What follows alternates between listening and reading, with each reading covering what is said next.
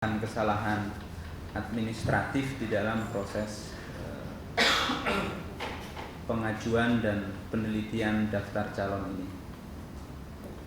Pendaftaran dulu, pendaftaran partai politik peserta pemilu itu kan ada yang membawa lemari yang mantap, yang besar. Ternyata besoknya ketika dibuka itu hanya lemarinya yang besar, tetapi isinya kosong. Nah, dalam konteks pencalonan ini, kalau dari formulir-formulir yang harus diisi, itu mestinya tidak ada lagi hal-hal seperti itu. Karena banyak persyaratan bisa diselesaikan di atas meja. Jadi tidak perlu kerja sangat keras. Misalnya surat pernyataan untuk kesediaan menjadi calon, ini kan mudah saja. Kemudian CV, daftar riwayat hidup, ini hal yang mudah. Kemudian surat pernyataan tentang, pada dasarnya penelitian yang dilakukan oleh KPU Provinsi dan KPU Kabupaten Kota itu bersifat administratif. Tetapi jika ditemukan hal-hal yang meragukan dari berkas-berkas administratif itu, tentu KPU akan punya kesempatan untuk melakukan konfirmasi langsung, baik kepada calon lewat partainya maupun kepada pihak yang memberikan keterangan itu. Kalau kesehatan tentu dokter ya. Tapi KPU yakin bahwa karena seorang dokter itu bekerja atas dasar nomor 1 prinsip profesionalitas, nomor 2 ada kode etik kedokteran, mestinya tidak ada hal-hal yang meragukan di dalam pemberian keterangan tentang kesehatan seseorang. Tetapi prinsipnya KPU mempunyai kesempatan, bahkan otoritas untuk melakukan konfirmasi, pengecekan langsung jika ditemukan hal-hal yang meragukan. Bukan hanya urusan kesehatan, urusan pendidikan misalnya. Kalau ijazah, fotokopi ijazah seseorang itu meragukan, maka KPU pada tingkatannya bisa melakukan konfirmasi, pengecekan pada lembaga pendidikan yang mengeluarkan ijazah itu. Jadi bisa dilakukan. Kapan itu?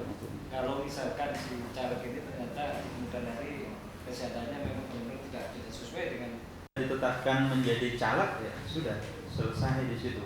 Posisi dia sebagai calon, sudah sebagai calon ditetapkan, diumumkan kepada publik, ya, posisinya tetap sebagai calon. Sudah selesai, jadi bukan tataran pada nanti kalau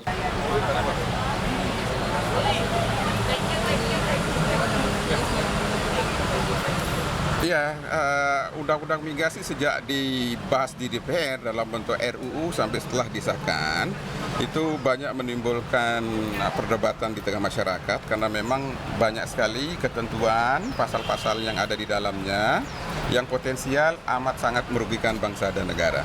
Maka kalaulah ada pihak yang mengajukan judicial review, maka Mahkamah Konstitusi akan memutuskan secara ekonomi merugikan bangsa dan negara, ya, mungkin secara konstitusional, secara hukum bertentangan dengan UUD 45. Oleh karena itu Mahkamah Konstitusi yang berhak menilai apakah undang-undang ini bertentangan dengan Undang-Undang Dasar 1945. Tapi dari sisi pengembangan sektor di sendiri Pak gimana? Iya, kalau dilihat dari sisi pengembangan industri migas ke depan, banyak sekali di dalam undang-undang ini yang mengandung lubang-lubang, ya, hole dan pasal-pasal yang ada di gray area yang menimbulkan pertanyaan-pertanyaan ketidakjelasan begitu. Seperti misalnya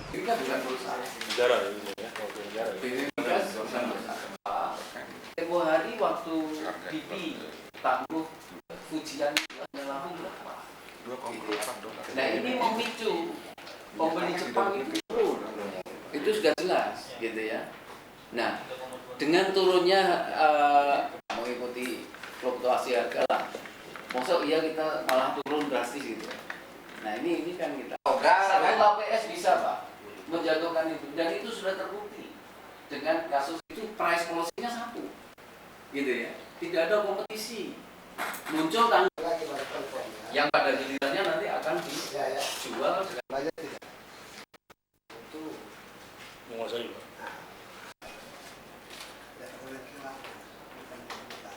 Apakah Departemen Keuangan bisa mewakili negara? Minyak dan segala macam kekayaan alam itu tidak. Ya. Yang terkandung di dalamnya negara bukan PT.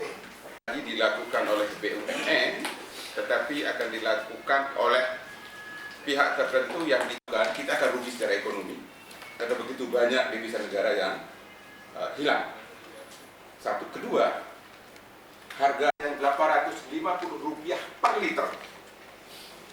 Itu equivalent per MMBT. Ya. Jadi himbau untuk jangan dijadikan benchmark itu. Industri Indonesia akan semakin lemah bila dibanding dengan daya saing industri Cina.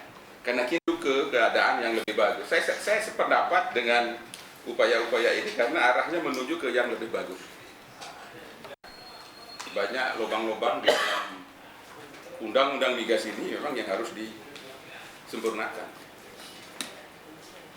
kita kan boleh jadi anggota boleh.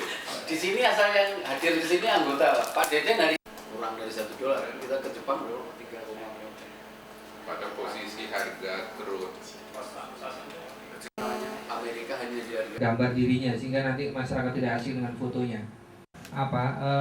Code of conduct akan terjadi kebuntuan kalau kemudian memang ide awal kita adalah media butuh pemerintah atau KPU sendiri atau Komnas.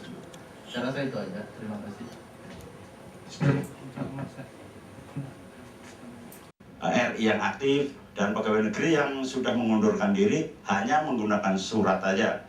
Sementara aktivitas kepegawaiannya di sana juga kurang setuju dengan Mas ini tadi bahwa indikator ketidaksiapan wartawan dalam menulis berita pemilu nanti. Saran dari teman Metro tadi, Media Indonesia, ada tempat yang lebih representatif maupun baik dari tempat untuk pengolahan datanya saya kira perlu. Dan nanti kita kritisi bersama-sama. Gitu. Terima kasih. Assalamualaikum warahmatullahi wabarakatuh. macam sentra gardu penegakan hukum pemilu. Di situ yang jelas nanti sentra itu ada Panwaslu, ada kemudian unsur kepolisian dan unsur kejaksaan. Di situ semua saling mungkin nanti ada masing-masing person yang ditempatkan. Jadi ada person khusus dari sebagaimana kekhawatiran banyak pihak akan ada banyak kekerasan, dan kekerasan itu juga berpotensi menimpa bukan hanya wartawan yang meliput di lapangan tapi juga terhadap kantor-kantor media sendiri. Itu makanya kemudian menjadi penting untuk kemudian media dan para pengelola dan juga wartawannya untuk kemudian